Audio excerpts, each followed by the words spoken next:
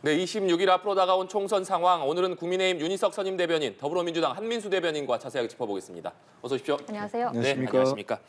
네, 조금 전에 국회 취재기자가 좀 전해줬습니다만 어제였습니다. 총선이 지금 한 달도 남지 않았는데 여야가 이례적으로 모두 3명의 후보를 공천 취소하는 결정을 내렸습니다.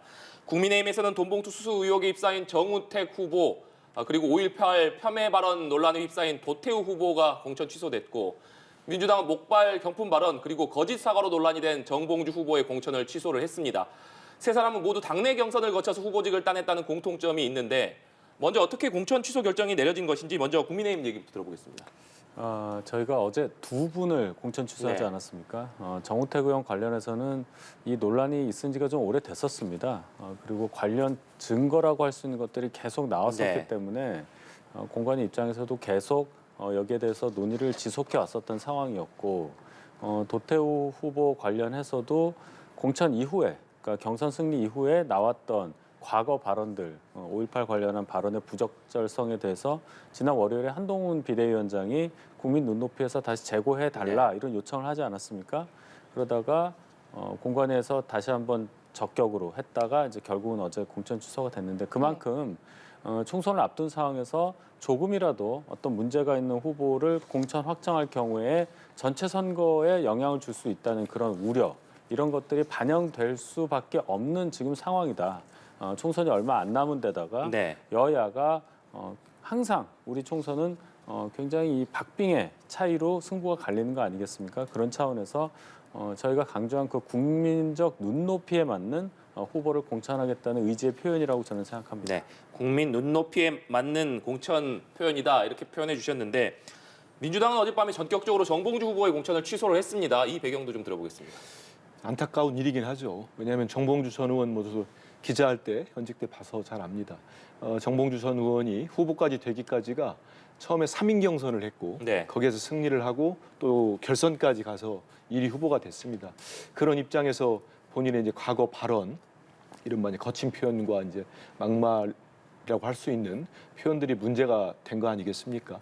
그 이제 문제를 본인이 사과를 했다고 했는데 말씀하신 것처럼 사과를 했다고 하는데 해당자들은 사과를 받은 적이 없다. 아마 이 논란이 당 지도부 입장에서는 네. 좀 심각하게 본 것 같습니다. 저는 좀 전에 윤 대변인 말씀하신 것처럼 평소에도 그렇습니다만은 정당들은 국민과 함께 호흡할 수밖에 없습니다. 특히 선거가 이제 한 달도 남지 않은 상황에서는 이 민심, 표심이 급격히 움직이고 있기 때문에 국민 말씀하신 눈높이, 국민들의 정서를 볼 때 이게 좀 부담스럽다. 이런 것들은 당의 입장에서는 어떤 전략적인 문제랄지 이런 걸 다 고민할 수밖에 없다고 봅니다. 역대 총선에서도 뭐 우리 당이나 국민의힘 모두가 다 해당되는 일이 있었습니다. 2012년도에도 서울에 출마한 후보가 그 공직에 나서기 전에 네. 했던 발언들이 국민들 보시기에 너무 거칠었었어요. 근데 그 후보가 결국 이제 공천이 배제되지 않고 나가는 바람에 전체 수도권 선거에 상당히 좋지 않은 영향을 미친 적이 있습니다. 그리고 최근에는 지난 2020년 선거 때는 또 세월호 발언이 있었지 않습니까? 지금 국민의힘의 전신인 당에서 그 후보 나중에 이렇게 뭐 징계도 하고 했습니다만 그 발언으로 특히 중도층에서 상당히 이반하는 현상이 좀 많이 있었습니다. 그런 차원에서는 여야 모두가 이렇게 좀 국민들 보실 때 좀 맞지 않다고 할 수 있는 후보들의 발언이랄지 행동이랄지 언행이 있으면 거기에 맞는 본인들에게는 가혹하게 느껴질 수 있겠습니다만은 그런 조치를 취할 수밖에 없다 이런 말씀드리겠습니다. 네, 윤희석 대변인께서 앞서 언급을 하신 것처럼 도태우 변호사의 경우에는 처음에는 공관위가 공천 유지 결정을 내렸다가 공천을 취소했거든요. 이를 두고 오늘 한동훈 위원장의 호남행이 영향을 미쳤다 이런 분석도 있더라고요. 그런 해석을 하실 수도 있는데요. 그렇다면 중간에 왜 공천 유지 결정을 했었느냐. 저희 당이 아무리 전략적 결정을 한다 하더라도 어떤 뭐 비대위원장 행보 관련한 어느 지역을 가냐 이거에 맞춰서 하지는 않습니다. 공관위에서도 설명을 했지만은 그 5.18 발언 이외에도 또 부적절한 발언이 더 발견이 됐기 때문에 기존의 유지 결정을 번복할 수밖에 없었다. 이 설명 그대로 이해하시면 될 것 같습니다. 예, 한민수 대변인께서는 어떻게 보고 계세요? 저는 그 다른 문제도 아니고 일반적인 것도 아니고 5.18 광주 민주화 운동을 가지고 이런 표현하신 분들은 이게 드러났을 때 즉각적인 조치를 하는 게 맞다고 봅니다. 왜냐하면 국민의힘의 전신이라고 할 수 있는 그 보수 정당의 계열로 인정하고 있는 김영삼 정부 때 김영삼 대통령에 의해서 97년이었습니다. 광주 5.18 민주화 운동은 법적으로 역사적으로 정치적으로 완결된 겁니다. 근데 여전히 그 이후에 북한이 개입했다. 그리고 유족과 희생자들을 모욕하는 그런 발언을 하신 분이 저는 국회의원 후보로 나선다는 거는, 그리고 공천까지 받는다는 건 도저히 용납돼서는 안 된다고 봅니다. 그래서 저는 한동훈 비대위원장께서 재검토 지시를 했을 때 이건 당연히 바로 즉각 취소되겠구나 했었어요. 근데 그거를 본관위가 유지를 시키더라고요. 그래서 저는 다른 당이니까 내막은 몰라도 도대체 도태우 후보라는 분이 뒷배가 뒤에 도대체 얼마나 뭐가 있길래 이렇게 유지할 수 있을까? 근데 그 뒤로 또 다른 발언들 계속 나오지 않았습니까? 문재인 전 대통령, 노무현 전 대통령을 또 폄하하는 발언이 있었죠. 전두환 전 대통령에 대해서는 저는 제 눈을 의심했습니다. 평화적인 방법으로 새 시대를 연 보기 드문 군인 출신 대통령. 이게 말이 됩니까? 강조 학살을 저지른 전두환 씨에 대해서 이런 표현을 쓸 수 있습니까? 전 그래서 좀 늦었습니다만은 당연히 했어야 됐고, 특히 이제 한동훈 비대위원장이 오늘 광주도 방문하시기 때문에 그 전에 이 문제를 가지고 광주를 어떻게 가겠습니까? 그러면 거기에 가가지고 호남인들로부터 정말 국민의힘이 바뀌었다. 5.18 정신을 헌법 전문에 수록하겠다. 이 약속을 진정성 있게 믿을 수 있겠습니까? 저는 상당히 늦은 조치여서 아쉽다는 생각도 갖고 있습니다. 네. 도태우 후보는 아직까지 별다른 입장을 좀 내지 않고 있는데 일단은 도태우 후보가 경선을 통해서 후보로 확정이 됐다가 공천이 지금 취소가 됐기 때문에, 그렇다면 이 지역은 우선 추천이 되는 건지 어떻게 진행이 될 예정인가요? 아직 특별한 네. 결정이 나온 걸로 듣지는 못했습니다. 거기가 현직 임병헌 의원과 경선을 해서 경선 승리를 통해서 공천권을 네. 확보를 했었는데 그렇다고 해서 차점자를 하는 건지 아니면 그 이외에 다른 분들까지 포함해서 뭔가를 할 건지 거기에 대해서는 아직 논의의 여지가 있다고 생각합니다. 네.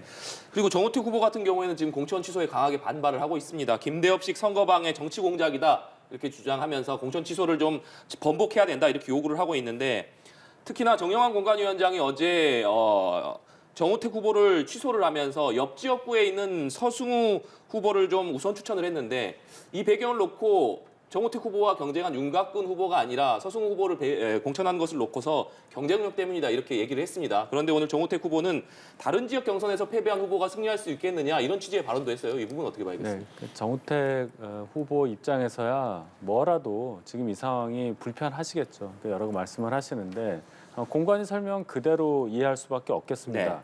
윤곽근, 정우택 두 분이 경선을 한 것이고 거기에 따라서 경선 승리를 통해서 공천권을 확보한 정우택 후보였는데, 공관위에서 차점자를 정우택 후보 대신에 공천을 하지 않고 다른 지역에서 경선 패배한 후보를 했다.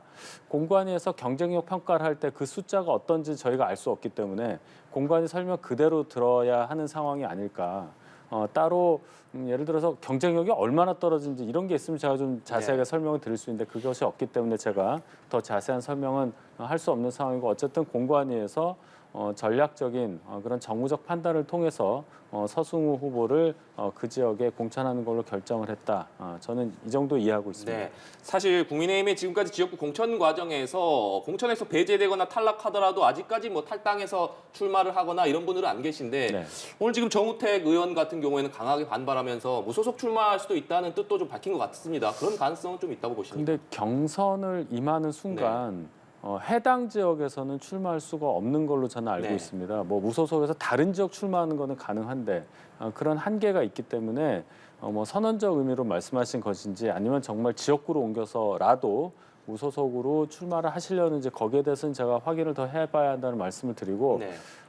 어쨌든 이 공천이 된 상황에서 후보 등록 얼마 안 남겨놓고 이런 상황이 벌어진 것에 대해서 대단히 불편하게 느끼시는 국민들께 죄송스럽게 생각합니다. 네. 지금 정우택 후보의 취소 그리고 서승우 후보의 우선 추천에 대해서 한민수 대변인께서는 어떻게 보고 계십니까? 저는 정우택 국회부의장 같은 경우는 이게 좀 처음 공천을 받을 때하고 지금 상황이 많이 바뀌었다고 봅니다. 그래서 국민의힘 공관위 입장에서는 이 결정을 할 수밖에 없었다고 봐요. 네. 이 돈봉투 수수 의혹을 부인했고 돈을 줬다는 분이 진술을 다시 돌려받았다는 식으로 했잖아요. 그게 이제 공천 받기 전의 상황이었습니다. 근데 받고 난 다음에 이 돈을 줬다는 분의 변호인 말씀, 입장문 같은 걸 보면은 무슨 효유나 어떤 뭐 이렇게 압박 같은 걸 받았다. 완전히 바뀌었습니다. 180도 입장이. 이런 상황에서 국민의힘 공관위가 이거를 공천을 취소하지 않을 수가 없었을 거라고 봅니다. 왜냐하면 그 지역 하나뿐만 아니고 작게는 충청권 또 수도권까지 이런 기류가 올라옵니다. 그럼 국민의 입장에 전체 선거 전략에 아주 악영향을 미치기 때문에 한 거라고 보고요.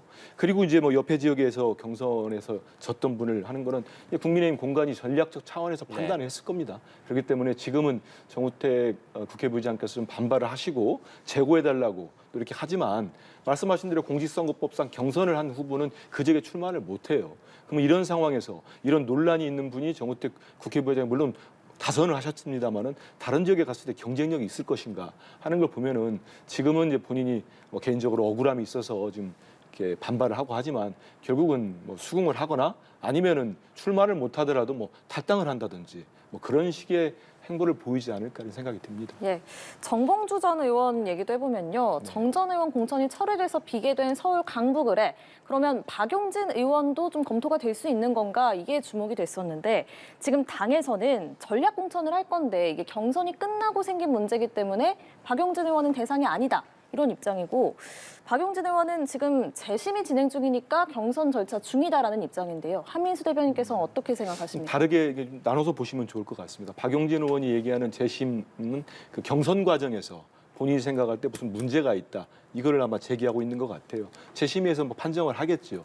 근데 지금 이제 정봉주 후보가 1위를 뭐 결선까지 일을 했는데 이거는 이제 과거에 했던 말씀 그리고 또 거짓 해명 이게 논란이 돼가지고 당에서 후보 취소를 한 겁니다. 좀 전에 우리가 말씀 나눴듯이 정우택 의원도 그렇고 거기에 다른 지역의 후보를 당에서 전략적으로 판단해서 또 후보로 배치하지 않습니까? 이 상황을 그렇게 보시면 됩니다. 왜냐하면 이게 경선 과정에 불거져가지고 만약 두 후보 간에 문제가 있어서 1위를 했는데 이 후보가 도저히 안 된다 했을 경우는 모르겠습니다. 차점자랄지 그 다음 순위랄지는 당에서 고민을 하겠습니다만은 제가 볼 때 지금 이건 당 지도부랄지 공관위 입장은 이거는 그게 경선 과정이라는 문제가 아니다. 경선은 정상적으로 아무 하자 없이 치러졌고 그 이후에 벌어진 문제이기 때문에 이거는 전략적 그리고 날짜가 얼마 남지 않았지 않습니까? 그래서 후보 재추천 절차를 지금 이런 과정 후보 등록까지의 과정이 시간이 짧기 때문에 전략 선거구로 지정을 하고 거기에 맞는 전략적 후보를 당에서 선정하지 않을까 이렇게 예상하고 있습니다. 예, 당의 입장을 설명을 해주셨는데 박용진 의원이 아무래도 비명계의 대표격이라는 그런 상징성이 있기 때문에 논란이 되고 있습니다. 어떻게 보고 계세요?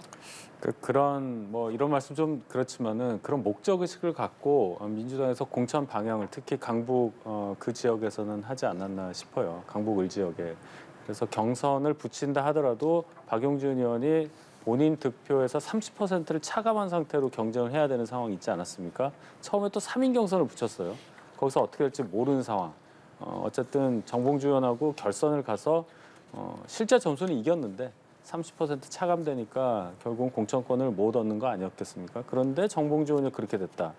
제 입장에서는 경선 과정의 문제였다 이런 차원이 아니다 하더라도 어쨌든 경선까지 붙여준 박용진 후보라면은 당연히 재경선을 요구하는 것이 합리적으로 인정될 수 있을 만한 부분이 있겠습니다만은 그건 뭐 민주당의 결정이겠죠.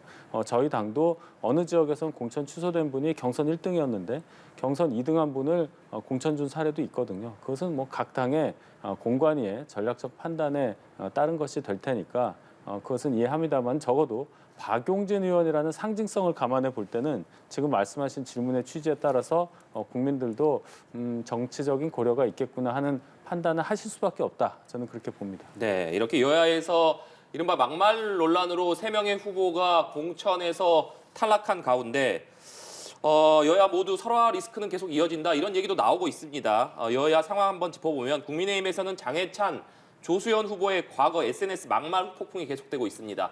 두 후보 모두 연일 사과의 메시지는 내놓고 있습니다만 당에서는 과연 이 두 후보에 대해서는 어떤 조치를 내릴 것인지 계속해서 이 두 후보에 대해서 좀 지켜보고 있다 이런 입장은 나오고 있습니다만 당에서 결론적으로는 좀 어떤 조치를 취하리라고 보십니까? 주말 사이 요 며칠 여론 동향이라든지 그런 것을 보려는 그런 움직임으로 보여요. 장동영 사무총장이 공관위원이죠. 네. 오늘 한 얘기 보면 추후에 태도까지 보겠다. 해당 후보들이 어떤 태도로 이 사안에 대해서 임하느냐까지 보겠다고 한 것을 보면 전적으로 여론의 흐름을 보면서 결정하겠다. 여론을 가장 최우선으로 보겠다는 것으로 보입니다. 이미 과거 발언에 대해선 아무리 해명을 해도 그것이 어떤 식의 해명으로 작용할 수 있을 것인에 대해서는 그 누구도 그렇지 않다고 생각하실 겁니다. 문제는 국민들께서 그것을 어느 정도로 받아들이시느냐. 오늘, 내일, 모레 이렇게 계속 총선이 다가올수록 이게 더 불거지느냐 아니면 그대로 잠잠해지느냐 그것을 봐야 하기 때문에 공관위 입장에서도 많은 고민을 안고 주말을 맞이할 거다 이렇게 저는 봅니다. 네, 한민수 대변인께서는 좀 어떻게 보십니까? 이제 어떤 글이나 말을 들었을 때 이제 국민들이 뭐 저도 마찬가지고 딱 들었을 때 이건 좀 지나친데 사과를 했으면 이런 말들이 있고 왜 이렇게 계속 나오지? 도대체 이분은 무슨 상태로 살았던 거야? 아니면 이런 분이 정말 그 아주 당선이 유력한 지역에 공천이 받아가지고 국회에 들어오면은 지금은 사과를 하지만 이게 바뀔 수 있을까 이런 생각이 이런 분들이 있습니다. 근데 저는 이제 앞서서 거론된 좀 이분들한테 미안합니다만 장해찬 후보나 조수현 후보나 좀 심각하다고 봅니다. 장해찬 후보는 지금 뭐 참 옮기기도 뭐한 여러 가지 뭐 성적인 표현이랄지 이런 것들 계속 뭐 서울 시민을 비하한 발언이랄지 이런 글들이 한두 개가 아니에요. 저희 뭐 젊은 청년 대변이 이렇게 스크롤을 해보니까 너무 많다는 겁니다. 논평으로 내기에도 정말 계속 낼 수밖에 없는.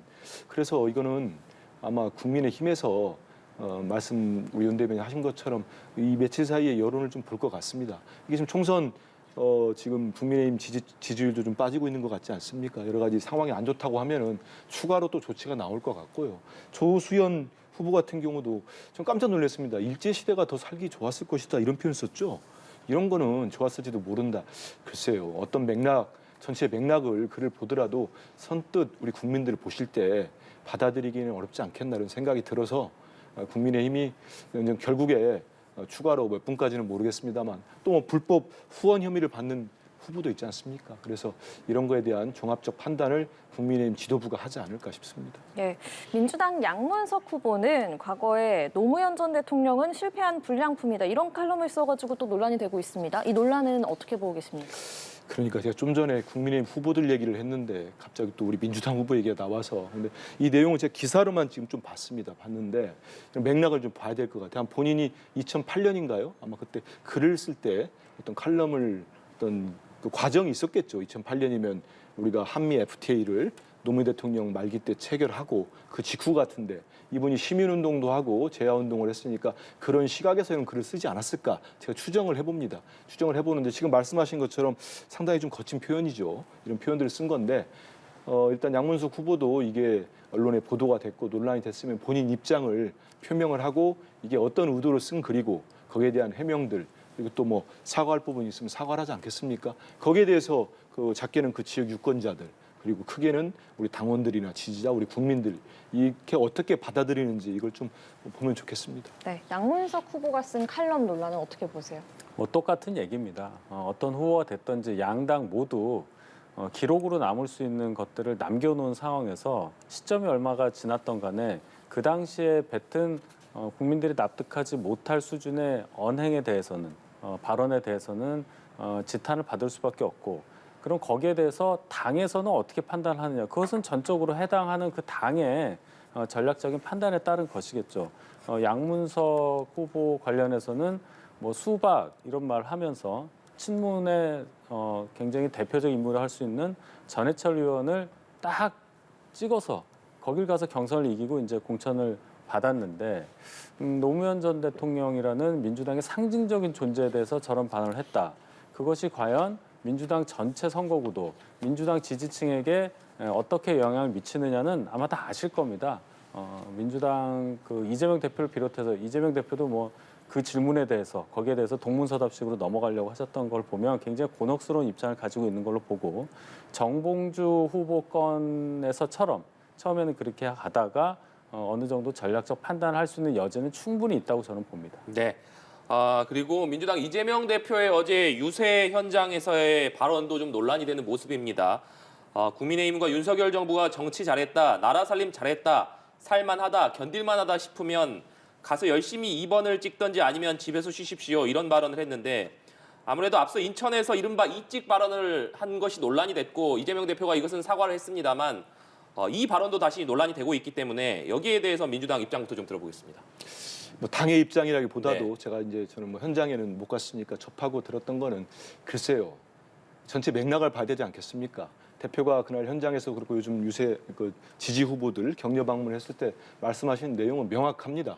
지금의 경제 상황, 민생을 지적을 어떻게 야당이 안 할 수 있겠습니까? 지적을 하면서 정말 경제 폭망이고 이건 정말 윤석열 정권의 심판 선거는 4월 10일 우리 시대적 과제다, 명제다.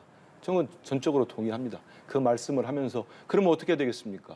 우리 1번 민주당 중심으로 야당이 승리를 해야 지금의 민생이나 경제, 특히 민주주의 퇴행 이걸 막아낼 수 있는 겁니다. 이거는 많은 국민들이 정말 다 동의하신다고 봅니다. 그래서 그 과정에서 2번이면 이제 국민의힘 후보 아니겠습니까? 2번을 찍지 말고 우리 1번 민주당 후보에 대해서 전적인 지지를 보내주십시오. 이 강조하시면서 나온 말씀이고 이거를 이제 그 국민의힘의 이제 논평도 제가 좀 봤습니다. 보면서 이제 막말이라고 하던데 그렇게 프레임을 만드는 거는 저는 지금 좀 전에 우리가 쭉 얘기해왔던 국민의힘의 여러 후보도 있지 않습니까? 지금 문제가 되고 좀 하자가 있다는 후보들 많이 있습니다. 이런 부분들이 나오면서 최근에 또 국민의힘 지지율이 좀 꺾였다는 보도들이 나오지 않습니까? 이런 위기 탈출용으로 또다시 이재명 대표나 야당을 향해서 또 이제 뭐 프레임을 씌우고 하는데 글쎄요, 그거 별로 그렇게 많이 좋아 보이지 않고 저기 지금 한동훈 비대위원장이 지금 최근 그동안에는 개인적 이미지 정치 쭉 해왔는데 지금 한계에 봉착했다는 얘기들이 언론을 통해서 계속 쏟아지고 있지 않습니까? 그런 걸 타개하기 위해서 지금 이재명 대표랑 과도한 저는 말꼬리 잡기 공세라고 보고 있습니다. 과도한 말꼬리 잡기 공세다 이렇게 얘기해 주셨는데 국민의힘 반박 좀 들어보겠습니다. 아니 지금 질문에 한동훈 비대위원장 히읗자도 안 나는데 왜 한동훈 비대위원장 얘기로 끝나는지 이해가 안 갑니다. 저희가 말꼬리 잡은 게 아니에요. 2번을 찍으라는 말까지는 뭐 아무 문제가 없겠습니다만은 집에서 쉬라고 그랬잖아요. 2004년 20년 전에 열린우리당 정동영 당의장이 무슨 말을 했길래 그 선거에서 어려움을 겪었는지 생각해봐야 됩니다. 노인 폄하 발언. 60대 이상 70대 분들은 투표 안 하셔도 괜찮아요라는 발언을 해서 역풍을 맞았잖아요. 이거는 그거보다 더한 겁니다. 유권자 전체를 모독한 거라고 저는 생각해요. 유권자를 무시한 것이고 그냥 집에 쉬시라는 거 아니에요? 그 전에 이찍 발언했을 때 뭐라고 사과했습니까? 2번을 찍은 분도 다 국민인데 잘못했다고 했어요. 그러면 그 사과가 진정성이 있으려면 이런 발언이 안 나왔을 텐데 그 사과에도 불구하고 2번을 찍든지 쉬시라고 한 부분은 2번을 찍은 저희 당을 지지하는 사람들에 대해서는 국민으로 보지 않는다는 선포와도 같다고 저는 봐요. 그런 차원에서 저희가 무슨 프레임을 씌운다든지 어떤 말꼬리 잡기 한 게 아니라는 것을 방송 보신 분들 그리고 이 발언을 접하신 분들은 다 아시리라고 저는 확신합니다. 네. 그런가 하면 최상병 수사 외압 의혹으로 공수처 수사를 받고 있는 이종섭 전 국방부 장관의 호주 대사 임명도 뇌관으로 떠올랐습니다. 민주당은 어제 외통위에 이어서 오늘 국방위와 법사위를 단독으로 소집하는 등 공세 수위를 높이고 있는데요. 관련해서 여야의 발언 듣고 오시겠습니다. 왜 이러한 총선을 앞두고 윤석열 대통령은 이종섭 전 장관을 호주로 대피시켰을까? 그것이 의문이었습니다. 아마 이종섭 장관이 시한폭탄처럼 여겨지지 않았을까 하는 생각도 합니다. 당장 직책을 내려놓고 들어와서 명예롭게 수사를 받으십시오. 그리고 양심 고백을 하십시오. 민주당에서는 이종섭 특별법을 발의했습니다. 특검법이 꼭 관철이 되어서 직권남용에 더해서 또 직권남용을 하고 있기 때문에 이것을 명명백백히 밝혀야 된다고 생각합니다. 야당이 그 이종섭 대사 관련해서 계속 억지 도피 프레임을 씌워서 선거에 악용하려고 시도하고 있는 것과 관련해서 말씀드리겠습니다. 이 전 장관의 발령은 방산 등 국익을 위해 공관장의 공백을 더 이상 방치할 수 없어 이루어진 일입니다. 선거를 앞두고 통상 이즈음에는 국회를 소집하지 않는 관행을 무시하고 정쟁 유발, 정치 공세의 장으로 활용하겠다는 민주당의 억지에 참담함을 느낍니다. 네, 민주당은 특검법을 관철시키겠다고 강하게 공세를 하고 있고요. 국민의힘은 민주당이 억지 도피 프레임을 씌우는 거다라고 하는데요. 관련해서 양당의 입장 또 먼저 들어보겠습니다. 먼저 한민수 대변인님. 이게 4월 초에 제가 4월 4일로 기억하고 있는데 해병대원 최상병 사망 사건 은폐 축소 의혹을 규명하기 위한 특검법이 본회의에 자동 상정이 됩니다. 이 또한 지금 국민의힘이 반대를 해가지고 신속 처리 안건으로 상당 기간 국회에서도 계류됐다가 올라오는 걸로 알고 있습니다. 그런데 거기에다 수정을 제안해서 이거 넣을 수도 있겠습니다만은 저는 이건 이종섭 전 국방부 장관이 호주론 이거는 상상할 수가 없는 일이에요. 이건 뭐 그냥 제가 민주당 대변인을 떠나서 우리 일반적 상식을 가진 국민들 볼 때 이게 정상이라고 볼 국민이 누가 있겠습니까? 이건 특검법을 제출한 게 맞고요. 진상이 규명돼야 됩니다.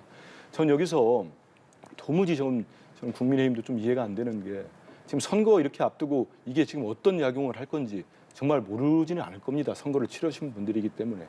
양당의 공천 과정에서 여러 가지 공천 기사로 안에 내재돼 있던 아니면 또 국민들 사이에 부글부글 끓고 있던 정권 심판을 해야 되겠다. 이런 열의 그리고 의지가 이 이종섭 장관의 호주 대사 임명, 이 도피 의혹으로 완전히 저는 대폭발을 할 거라고 보고 있습니다. 여기에 대해서 대통령실 해명을 보면 가관입니다. 정말 가관입니다. 공수처와 더불어민주당 좌파 언론의 공작이라 이게 말이 됩니까? 이 세 군데가 짜고 지금 이종섭 대사를 도망 보냈습니까? 지명한 사람은 대통령이고 임명해서 관용 요건을 만들어주는 사람은 외교부 장관이고 출국 금지를 해제해 주는 사람은 윤석열 정부의 법무 장관입니다. 자기들이 다 했잖아요. 이렇게 도망시킨 거 아닙니까? 도피시킨. 지금이라도 이분을 빨리 저는 국내로 소환을 해서 조사를 받는 게 맞지 이 문제를 계속 갖고 가는 거는 저는 국민의힘이나 대통령실이나 국민들로부터 4월 10일 날 매서운 심판을 받을 수밖에 없는 사안이다. 이런 말씀 꼭 드리고 싶습니다. 네, 윤희석 대변인님. 저희가 말씀드릴 수 있는 거는 호주 대사로 부임한 것이 호주로 도망갔다. 그 프레임에 대해서 저희가 전혀 동의하지 않는다는 얘기입니다. 대사를 임명하는 과정이 뭐 하루 이틀 만에 되는 게 아니고 상대국이라는 그런 상대방이 있는 움직임 아니겠습니까? 적어도 한 2달 정도 걸리는 걸로 제가 알고 있는데 만약에 민주당에서 주장하는 어떤 뭐 수사를 피하기 위한 그런 도피다라고 생각한다면 그렇게 오래 걸리는 과정을 밟아서까지 할 리가 없는 거죠. 한 일국의 대사를 지명하는 데 있어서의 과정을 밟았다는 면을 본다면 민주당에서 얘기하는 그런 식의 의도가 있었다고는 전혀 볼 수가 없어요. 그런 의도라면은 더 빨리 처리할 수 있는 어떤 방안을 생각을 했겠죠. 절대 아니다. 그리고 이종섭 호주 대사도 무슨 일이 있으면 무조건 들어와서 조사를 받겠다고 했고 설령 공수처에서 요청이 없다 하더라도 언제라도 본인이 먼저 들어오겠다는 의사까지 밝혔기 때문에 이 논란을 총선에 이용하려는 그런 의도만큼은 적어도 국민들로부터 거부될 것이라고 저는 생각합니다. 근데 좀 반론을 하면은 석연치 않은 점이 너무 많습니다. 아니 그렇게 오랜 동안 준비했다는 분이 신임장 사본을 들고 나갑니까? 아그레망 받잖아요. 신임 사본을 들고 갔다는 거 언론 보도를 보면은 그거를 누가 급히 도피 의혹을 제기할 국민이 누가 있겠습니까? 이건 정상적이지가 않은 거예요. 그리고 호주 대사라는 게 저도 예전에 기자할 때 외교부도 출입해봤습니다만 이렇게 전직 장관이 갈 정도의 자리가 아닙니다. 물론 뭐 호주가 중요하지 않다는 건 아닙니다. 통상 관례적으로 국장급, 차관보급 이런 분들이 많이 갔습니다. 물론 뭐 격을 높여가지고 뭔가 중요한 일을 해보겠다. 근데 지금 상황을 보면 그렇게 보기는 어렵지 않습니까? 재판이 진행되면 될수록 박정훈 해군 그 수사단장이 지금 재판 받고 있잖아요. 진행되면 될수록 대통령실이랄지 국방부랄지 이 수사 어떤 축소 은폐 의혹 이게 계속 불거지고 있어요. 그런 상황에서 가장 핵심적인 피해자인 전직 국방부 장관이 대사로 갑작스럽게 지명돼가지고 나가버린 겁니다. 나간 다음에는 언제든지 수사받겠다? 그 상당히 합리성이 있습니까? 저는 설득력이 많이 떨어진다고 봐요. 저는 대통령은 지금이라도 호주 대사 뭐 갔습니다만 빨리 소환을 해서 정확히 여기서 국내에서 수사받고 거기에 응당한 처벌을 받도록 하는 게 맞다고 봅니다. 네, 이 부분에 대한 윤희석 대변인님 입장과 함께 오늘 보면은 국민의힘 수도권 후보들 오늘 뭐 원희룡 후보도 그렇습니다만 이 부분에 대해서 약간 우려의 목소리도 좀 내고 있는 상황입니다. 이 상황은 좀 어떻게 봐야겠습니까? 예, 적어도 당내에서는 특히 수도권 후보들을 중심으로 해서 이 이종섭 대사 임명권에 대해서 정무적으로 좀 아쉬운 부분이 많다 이런 의견이 많은 것은 사실입니다. 네. 공교롭게도 이렇게 됐는데 그 사건이 작년 9월에 있지 않았습니까? 지금 6개월이 지난 시점에 아직까지도 공수처에서 그 이종섭 호주 대사에 대한 어떤 수사 개시를 제대로 하지 않았다. 그러니까 굉장히 시간이 많이 걸렸다는 거예요. 그 차원에서 그러면 수사, 뭐 소환 조사 이런 거를 할 때까지 기다렸다가 대사를 임명할 수는 없는 거 아니겠습니까? 그런 기간이 중첩됐던 문제가 있었다는 것을 다시 한번 설명을 드리고 그럼에도 불구하고 언뜻 들었을 때 호주로 왜 간 거냐? 호주로 가게 되면은 그럼 공수처의 수사를 받는데 당연히 지장이 있을 테니까 뭔가 의도가 있는 거 아니냐라고 국민들께서 생각하실 수 있는 여지를 만든 그 정무적 판단에 대해서는 당내에서 조금 아쉬운 부분이 있다는 의견이 주류라는 것을 말씀을 드리겠습니다. 예. 선거 유세를 이어가고 있는 여야 대표 오늘은 각각 험지를 찾았습니다. 국민의힘 한동훈 위원장은 호남을 찾았는데요. 여당이 16년 만에 호남의 모든 지역구에 후보를 냈고요. 또 호남 3석 확보를 목표로 내세우고 있습니다. 윤희석 대변인께서는 지금 호남 민심 어떻게 읽고 계세요?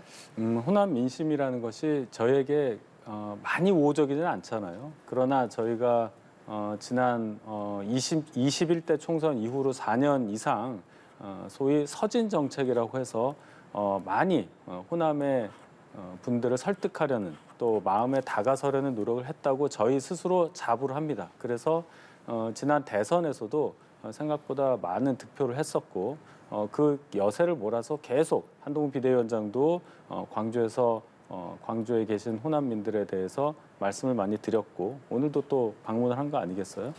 호남 3석 목표라는 것이 뭐 가능하냐? 뭐 몇 석이 가능하냐? 거기엔 제가 뭐라고 질문 드릴 수 없겠지만 그 정도의 목표라도 가지고 저희가 가열차게 노력을 하고 있다는 것을 말씀드리는 거고 저희가 시간은 좀 걸릴 수도 있겠으나 이런 노력이 분명히 호남에 계신 국민들께도 인정을 받을 날이 금방 오리라고 확신하면서 더 일하겠습니다. 예. 자, 이재명 대표는 울산, 부산을 찾았는데 네. 전통시장을 방문을 합니다. 한 대변인님은 요즘에 영남 민심은 어떤 것 같으세요? 이제 오늘 대표가 어제 내려가셔서 이제 울산 지역도 가고 오늘 부산도 가고 그러는데요.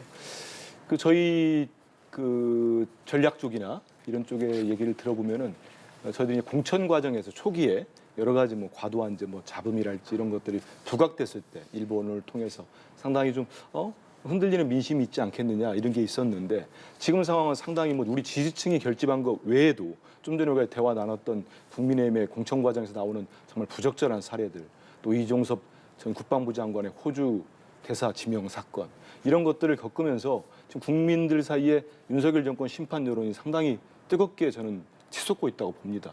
이러기 때문에 특히 부산, 울산도 그렇습니다만 이런 지역은 우리가 전략적인 지역으로 판단을 하고 있습니다. 여기에서 부산 같은 경우에 우리가 지금보다 더 많은 의석을 얻어낸다면은 전체적인 선거 판세에서도 우리 당이 승리를 할 수 있는 교두보가 될 수 있다. 그런 판단을 하기 때문에 대표도 지금 내려가셔서 여러 후보들과 함께 지역 민심도 살피고 그분들의 지금 정말 먹고 살기 어려운 정말 도저히 못 살겠다. 정권을 심판해야겠다. 이런 목소리를 청취하고 계신 걸로 알고 있습니다. 네. 영남권 민심에 대한 말씀을 해주셨는데 오늘 민주당에서 판세 분석을 내놨습니다. 지역구에서 130석에서 최대 140석, 그리고 위성정당인 민주연합에서 13석 플러스 알파를 예상한다 이렇게 밝혔습니다. 민주당이 예상하는 최대 수치, 그러니까 153석 플러스 알파가 되는 셈인데 한민수 대변인, 이런 선거 판세 분석은 어떤 배경에서 나온 건지 좀 설명을 부탁드릴 수 있겠습니까? 저도 이제 오늘 네. 우리 선대위가 발족했지 않습니까? 거기에 이제 전략본부장하고 홍보본부장께서 합동으로 기자분들에게 기자들이 저 예전에 보면 이게 선거 때 되면은 기사를 쓰기 위해서 많은 정보가 필요하거든요. 이제 어떤 그런 차원에서도 제공을 한 걸로 봤습니다. 근데 말씀하신 건 이 레인지에서 네. 이 가장 높은 걸 말씀하신 겁니다. 그러면 153석이 되는 거죠. 그거는 우리가 지금 최대 목표로 삼고 있는 정말 대표도 여러 차례 말씀하신 151석 이게 우리 최대 목표고 현재로서는 정말 국민의힘도 지금 뭐 애를 쓰고 있지 않습니까? 그래서 저희들은 한 석이라도 더 이기는 게 우리의 목표입니다. 그런 차원에서 판세를 분석하고 전략본부장 입장에서는 지금 현재 이렇다 기자분들에게 소개를 한 건데요. 본부장도 말씀했지만은 지금 판세가 여전히 지금 27일이 남았습니까? 26일 남았기 때문에 언제든지 변동이 가능하다고 봅니다. 그래서 우리 국민들이 가장 싫어하는 게 오만한 모습, 또 자만한 모습 이런 거거든요. 특히 말씀 나온 대로 말 실수하면 안 되고 언행 조심해야 되고 저들은 이미 그 선대본부장 명의로 각 후보들에게 만약에 언행이 부적절하거나 막말이 나온다거나 하면 공천 취소를 하겠다. 후보 자격을 박탈하겠다고 이미 공문을 내려보냈습니다. 그래서 모든 후보들이 각별히 경계하고 있는데요. 그런 차원에서 모두 조심하고 간절하고 그렇게 하는 과정에서 우리가 얻을 수 있는 의석이다. 이런 말씀으로 받아들이고 있고요. 국민들께서 그런 모습을 더 예쁘게 봐주신다면 여기에서 더 주실 수도 있지 않겠습니까? 그런 기대도 해봅니다. 네. 윤희석 대변인님은 민주당이 오늘 밝힌 판세 분석 어떻게 평가하십니까? 과거 예를 봐도 이렇게 어떤 정당이 의석수를 숫자를 밝히면서까지 밝히는 예를 저는 기억이 잘 안 나요. 그냥 뭐 목표가 뭐 과반이라든지 뭐 그 정도 일당이 되겠다 이 정도 얘기로 저는 생각을 했었는데 이렇게까지 숫자를 구체적으로 밝힌 거 보면 민주당이 굉장히 자신 있어 하는 모습을 보이려고 한 걸로 보입니다. 다만 그것이 오만과 그런 어떤 뭐 자만 이렇게 비춰서는 안 된다는 거 다 아시지 않겠습니까? 저희도 저희 나름대로 예측치가 있고 목표가 있습니다만은 지금 밝히지 않는 것은 지금 방금 말씀드린 그 부분 때문입니다. 뭐 양당이 서로 선의의 경쟁을 해서 한 석이라도 더 의석 많이 확보하는 게 당연할 텐데 어쨌든 민주당의 의석 이 예상 보면은 일단 저희가 일당이 되는 길은 없는 거예요. 그러지 않도록 저희가 더 잘하겠다는 말씀을 드립니다. 예. 한편 조국혁신당 조국 대표가 어제 첫 번째 지역 행보로 호남을 찾았습니다. 네. 그리고 어떻게 얘기를 했냐면요. 호남 내 민주당 독식 구도가 2016년 국민의당 이후 처음으로 깨질 수도 있다. 이렇게 조국혁신당 측에서 얘기를 했거든요. 이 말은 어떻게 들으셨습니까? 이 말씀을 액면 그대로 받아들인다면 지역구 후보를 내겠다는 말씀 아니겠습니까? 그리고 예전에 2016년도에 국민의당 같은 경우는 이른바 녹색 바람이 불었죠. 호남 지역에. 그래서 호남에서 거의 뭐 석권하다시피 의석을 얻었는데 저는 조국 대표에게 좀 미안합니다만 그 지금 말씀하신 거는 실현 가능성은 많이 높지 않다고 봅니다. 지금 비례정당 지지에서는 조국 혁신당이 상당한 지지를 보이고 있는 건 맞습니다. 네. 하지만 이 또한 조정 국면이 올 거라고 보고 있거든요. 그리고 지역구 후보를 호남에서 그렇게 지난 2016년처럼 얻을 수 있다? 그래서 저는 거의 불가능하다고 보는 이유가 지금 현재 좀 전에 이제 뭐 저기 한동훈 비대위원장의 광주 얘기도 좀 하셨습니다만은 지금 광주나 호남의 민심이 윤석열 정부권에 대해서 거의 속았다는 생각들을 정말 많이 하고 있습니다. 가령 윤 대통령께서 취임 첫 해는 많은 의원들과 참모들을 다 대거 대동하고 5.18 민주무역에 가서 참배까지 했습니다. 그런 모습 보고 호남인들, 우리 많은 국민들이 박수를 쳤어요. 그런데 그 이후에 무슨 일이 벌어졌습니까? 최고위원들도 언제나 5.18을 망언하고 폄훼했죠. 이번엔 그런 후보들까지 공천받았다가 비록 박탈은 됐습니다만 이게 지속되고 있는 거예요. 거기다가 또 대선 때 약속했던 부분들 거의 뭐 제가 듣기로는 이루어지지 않고 있다고 합니다. 이런 상황에서 그러면 뭐겠습니까? 민주당 중심으로 정권 심판을 할 수밖에 없다. 이게 저는 호남의 광범위한 정말 두터운 여론이라고 보고 있습니다. 그런 차원에서 조국 대표께서는 호남에서도 또 지지를 얻어야 비례대표 전체에 의석수를 늘릴 수 있는 목표가 있기 때문에 그런 말씀을 하신 것 같은데 저는 그보다는 어떤 뭐 좀 이 기대보다는 어려운 상황이지 않을까 이런 생각을 해봅니다. 예, 호남에서 조국혁신당 바람이 불 가능성에 대해서 실현 가능성이 높지 않다. 또 지금 지지율 상승세를 타고 있는데 이것도 조정에 들어갈 수 있다. 이런 말씀 주셨는데 어떻게 예상하고 계세요? 그럼 이제 왜 호남에서 조국신당이 조금 더 분위기를 타고 있느냐 그 지점을 짚어봐야 되겠죠. 그만큼 호남민들에게 이재명 대표로 상징되는 지금의 민주당이 그렇게 광범위한 지지를 받기가 어렵다는 것을 말하는 현상이라고 저는 봐요. 이름은 민주당인데 그동안 쭉 민주당을 지켜왔던 특히 호남 중심으로 정치를 했었던 분들, 김대중, 노무현 이 분들과 인연이 있던 분들이 제가 볼 때는 거의 당에 남아있지 않다고 생각합니다. 일부 분들은 탈당을 했죠. 그것을 보는 호남에 계신 분들의 마음이 어떻겠느냐. 그 부분을 조국 신당, 조국 대표 이분이 마음을 사로잡고 있는 현상이라고 봐요. 그래서 처음에는 뭐 지민, 비조 그래서 지역구는 민주당을 찍고 비례는 조국 신당을 찍는 어떤 공조의 모습을 보일 수 있을 거라고 생각하는데 결국은 친문이라고 볼 수 있는 조국 대표와 이재명 대표가 경쟁하는 양상, 더불어민주당과 조국 혁신당이 야권 지지층 사이에서 뭔가 갈라지는 모습을 보일 수밖에 없는 상황이 호남이라는 전략적 요충지에서 나온다. 저는 그렇게 보고 싶습니다. 네. 이 얘기도 좀 해볼까 하는데요. 야권 비례정당인 더불어민주연합에 참여하는 시민사회 측이 임태훈 전 군인권센터 소장의 부적격 판단에 항의하면서 상임위원 10명 전원이 사퇴를 했습니다. 그러니까 시민사회 측에서는 임태훈 전 소장이 문제가 없다 이런 입장이고 더불어민주연합에서는 임태훈 전 소장이 양심적 병역 거부를 했지만 이게 병역 기피에 해당하기 때문에 추천할 수 없다 이런 입장 아니겠습니까? 오늘 이 시민사회 측에서 10명이 사퇴까지 했는데 이 문제는 앞으로 어떻게 해결되리라고 보십니까? 저는 민주사회에서 정당도 그렇고 여러 의견이 있을 수 있습니다. 근데 저희가 상당히 많은 고민 끝에 대표와 우리 지도부가 준연동형제를 네. 채택할 수밖에 없는 과정들을 쭉 설명했습니다. 그래서 플랫폼으로 정말 민주개혁 진보 세력이 모두 모이는 플랫폼을 만들겠다 해서 생긴 게 지금 더불어민주연합입니다. 거기에서 지금 진보당이랄지 새진보연합이랄지 지금 시민사회단체 아마 시민사회단체도 4분을 추천을 했는데 이분들이 다 오디션을 거쳤어요. 그래서 나름의 경쟁력과 본인들이 생각할 때 이런 분이 국회 가서 일을 하면 좋겠다 해서 추천을 했을 겁니다. 근데 그 예전에 처음에 우리가 이거 발족할 때도 우리 지도부도 말씀하신 것처럼 이번 윤석열 정권 심판 선거에 있어서 제 모든 민주개혁세력이 모일 때 민주당이 주도적으로 맏형의 역할을 하겠다고 분명히 말씀을 드렸습니다. 그 얘기는 뭐냐면 선거라는 게 뭡니까? 우리 내고 싶은 후보 내서 뭐 좋다. 끝나 그 문제는 아닌 거예요. 국민들께 지지를 받아야 됩니다. 본인들 지지층 외에 중도층, 개혁적인 분들, 개혁적인 보수인 분들 모두 지지를 받아야 됩니다. 그래야 더불어민주연합이 더 많은 의석수를 가져올 수밖에 없는 겁니다.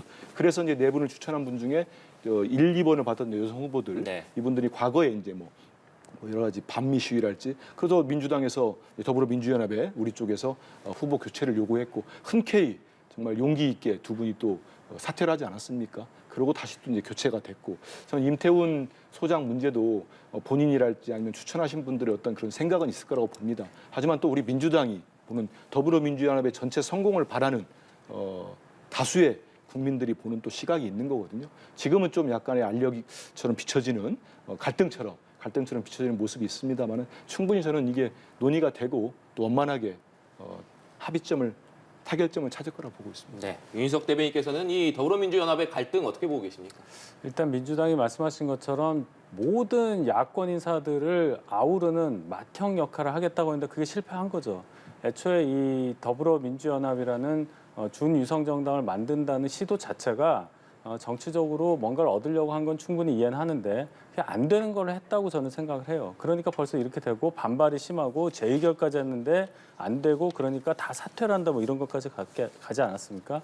원만한 해결이 되리라고 보이지가 않고 애초에 합칠 수 없는 많이 생각이 다른 분들끼리 오직 하나 그냥 야권이라는 이유만으로 뭉쳤다는 것이 얼마나 허상인 것인지를 보여주는 사례라고 보기 때문에 각자 물론 합치는 것도 좋겠지만은 정치적인 어떤 입장의 차이에 맞게 정치적으로 국민들께 설득하는 것이 더 나은 방법이라고 저는 생각합니다. 예, 오늘 2분 말씀 여기까지 듣겠습니다. 지금까지 국민의힘 윤희석 선임 대변인, 더불어민주당 한민수 대변인과 이야기 나눴습니다. 고맙습니다. 감사합니다.